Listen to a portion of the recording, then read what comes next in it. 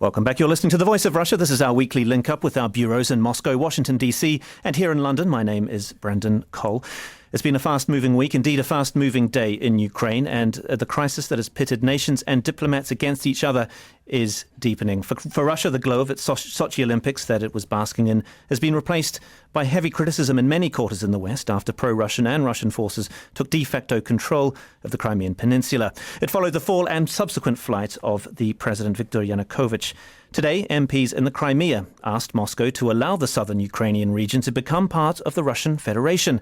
The parliament said if its request were granted, Crimean citizens could give their view in a referendum to take place on March the 16th. But a government minister in Kiev said this would be unconstitutional for Crimea to join Russia. The announcement from Crimea's parliament comes as EU leaders meet in Brussels to discuss how to respond to this crisis.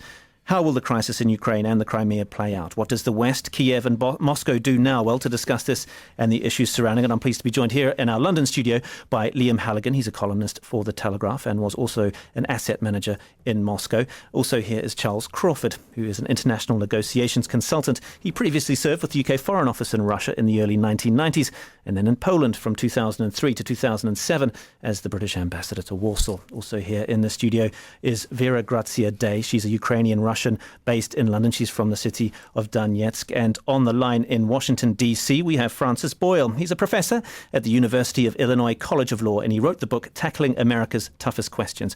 We'll also be joined by the Voice of Russia's political analyst, Dmitry Babich, in Moscow. A warm welcome to you all. Dmitry, actually, I would like to touch on your views first.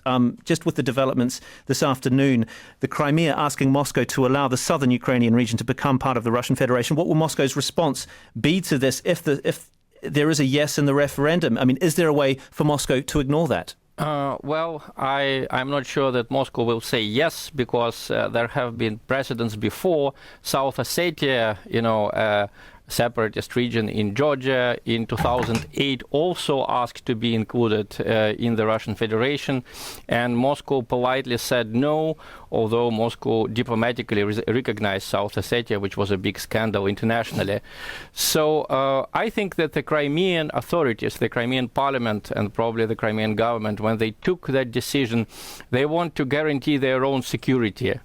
I can understand their motives. The problem is that if Russia's policy changes in a few years or in a few months, if, for example, President Putin steps down after the next election or before the next election, then they will be left face to face with Kiev. And they have reasons to be concerned about their security, because in Kiev right now we have a government where 4 ministerial posts are occupied by representatives of the Svoboda Party, formerly the National Social Party of Ukraine, which has in its program, it's written that autonomy of Crimea should be abolished, and its program also includes positions on criminal punishment for any kind of Ukrainophobia. So obviously they have nothing good to expect from the Ukrainian government, and they want to make sure that they will be protected in future. But I'm not sure that Moscow will grant, this total sort of recognition of Crimea's wishes. I think that right now the purpose of President Putin is to draw the red lines which the new government in Kiev should not cross. It's not to make Crimea part of Russia. Okay, well, look, Vera Graziadei, you're from Donetsk, and I'm just wondering what you think of the comments made this afternoon by Arseniy Yatsenyuk. He's the interim prime minister from the Fatherland Party. He makes the point that he wants Ukraine to stay united. Do you have confidence that he can achieve that goal? I'm getting quite mixed reports from Donetsk. Most of my friends who are professionals and have good jobs, they seem to be quite pro-united Ukraine. But I'm getting a lot of video evidence of thousands of people marching on the streets of Donetsk, demanding to have a referendum to decide themselves whether they want to be part of the country whose government they don't recognize as legitimate. Today I've heard that the leader of this movement, Pavel Gubarev, has been arrested by the order of SBU, and there are threats that people who will be doing further demonstrations on the streets of Donetsk will also be arrested. Now, of course, the situation mirrors quite significantly what could happen in Crimea with Tatars, they equally could start demonstrating against it. But of course, we see the response of the Ukrainian government. They arrest the leader and they threaten people with either them losing their jobs or arrest. So you're saying that potentially Donetsk, your home city, could be the next flashpoint. What we're seeing in Crimea will be repeated in Russian areas, or predominantly Russian-speaking areas of eastern Ukraine and cities such as that. I'm very concerned about it because the people are saying that they can actually start calling on Putin's help to protect them, and arrest is a threat to their autonomy. They have been demonstrating and pretty much mirroring the protests that have been taking part in Kiev in February.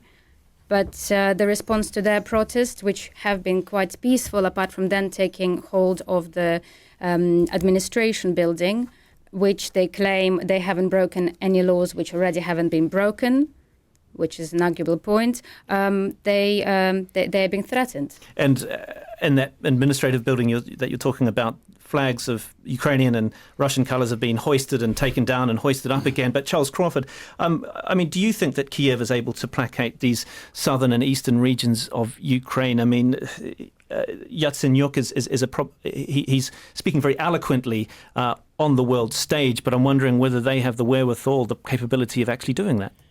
Well, look, I mean, you can look at this on many different levels simultaneously. This is a great historical drama, and it's stuff which is happening this afternoon. I think, if I can say so, what Dmitry said is very important. I mean, the key thing which has driven European security for the last, 40, 50 years, is the proposition that borders cannot be changed without the consent of all concerned. So if Russia were to recognize Crimea as being part of Russia in the face of clearly all concerned, including the government in Kiev, that would be an extraordinary step, which would take us into a totally different world. And Russia has not recognized Kosovo because it said Belgrade is part of all concerned. Belgrade doesn't recognize Kosovo. So all sorts of really quite radical propositions would flow from that, including perhaps in due course threats to Russia itself from bits of Russia saying, hang on a minute, we'd like to go somewhere else. So this is, so I'm actually, personally, I think Dmitry must be right, because I cannot imagine the Russians would want to take a step which is so contrary to international law. Having said that, listening to what Vera said and what you've said and watching the whole thing, the issue of people coming against each other who are naturally very close is very psychologically disturbing. We all know from our own families, the worst fights you have are with your family, and then with your friends, and then with people thousands of miles away. And once things in a family tip over into something much blacker, it can just get completely out of hand. So, and then in a sense, for a country this size, this isn't South Ossetia, this is 45 million people in Europe getting into a deeply psychologically unhappy state. Liam, do you think it's a combination of factors that have really tipped things over? Because clearly there was protest and unhappiness at the decision by Yanukovych turning away from the EU association agreement. But do you think that he really made the argument that the EU association agreement wasn't particularly good for Ukraine economically, and that was a mistake that he made? And actually, Ukrainians who are clamoring for closer ties with Russia don't actually realise just what kind of dire straits financially they are in. I think they're certainly in financial dire straits. That's worth mentioning. The sword of Damocles over all these really historic events, as Charles said, are some... It sounds banal, but events often are. Is a series of debt interest payments which must be met over the next 4 to 6 months to stop Ukraine defaulting. As Charles says, this is a big economy, and Ukraine needs $10 to $15 billion of hard cash within a few weeks. Are they going to get that? We'll come on to that. If they don't get that, then the situation, already bad and tumultuous, is going to look a lot worse. This crisis does have its roots in economics, in money, as so many family squabbles, of course. I think the mistake that the EU made, if I may say so, is that they tried to force Ukraine to choose between their trade deal and the loose trade affiliation that Moscow was offering with other former Soviet states and so on. And I think a lot of Ukrainian business folk and citizens felt that, even if they were pretty pro the idea of being close to Europe, even those in the West, there was quite a lot of cynicism about what Europe was offering. There was no access, serious access for Ukraine's agricultural goods, of course, because of the common agricultural policy. There was an awful lot of warm words and a few kind of scholarships kicking around for the elites, but very little hard cash. What Moscow was offering was the option to join a trade association with Russia, which, of course, in the end, the Ukrainian economy just tessellates a lot better with the Russian economy. It's just an evolutionary fact. So the spectre of a sovereign default is overhanging these negotiations. And, of course, there's an awful lot for the West to lose. That's why I said on BBC Radio Today programme earlier this week, and have been pilloried for it, that the idea of sanctions against Russia was pretty mad. But that seems to be where both the British and the American governments, after their sabre-rattling, have ended up, given the really large financial and commercial vested interests within the West, particularly in Germany, often unstated. Which is Russia's biggest trading partner. So you're saying it would hurt the West as much as it would hurt Russia? Not only is Germany Russia's biggest single country trading partner, Russia is Germany's biggest single country trading partner. To live and to work in Russia, I mean, what the Germans have done in Russia post-communism commercially is quite staggering. And it's not just VW, Siemens, Liebherr, and all the rest of them. It's many, many thousands of Mittelstand companies that are under the radar. They're not listed on any stock exchange. Their ownership is private. But they are doing enormous business in Russia's regions. And, of course, Russia's got its own, between Russia and Germany, there's a single private pipeline called Nord Stream, which means that Germany is not, even though it gets a lot of its gas from Russia, it's not nearly as vulnerable to those gas pipelines which cross Ukraine.